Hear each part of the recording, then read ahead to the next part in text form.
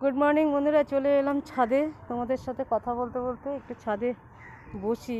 সবাই বলে রোদে বসলে নাকি শরীরে ভিটামিন আসে, আয়রনও আসে। তো জানি না, ভুলভাল কথা হয়তো। তো শরীরের প্রত্যেকটা অঙ্গে অঙ্গে, হাড়ে হাড়ে ব্যথা। তো একটু রোদে বসতে আসলাম, কাজকর্ম করে বসে আর তোমাদের সাথে কথা বলতে আসলাম। তো এত হাতে হাড়ে হাড়ে গিটে গিটে ব্যথা, বয়স হচ্ছে তো, বুঝতে পারছো তো, দেখে তো মনে হচ্ছে যে কতটা বয়স হয়ে গেছে। কবেই যে এত বয়স হয়ে গেল নিজেও টের পেলাম না। সময়ের সঙ্গে সঙ্গে তাল মিলিয়ে চলতে চলতে কবে যে 40 বছর পেরিয়ে গেলাম নিজেও জানি না। তো যাই হোক, বয়সটা তো ফ্যাক্টর না, ফ্যাক্টর হলো মনের ব্যাপার। সব কিছুই মনের উপরে নির্ভর করে। বয়সের সঙ্গে সঙ্গে প্রকৃতির সঙ্গে সঙ্গে তো বয়স বাড়বে, আর বয়সের সঙ্গে সঙ্গে তো অনেক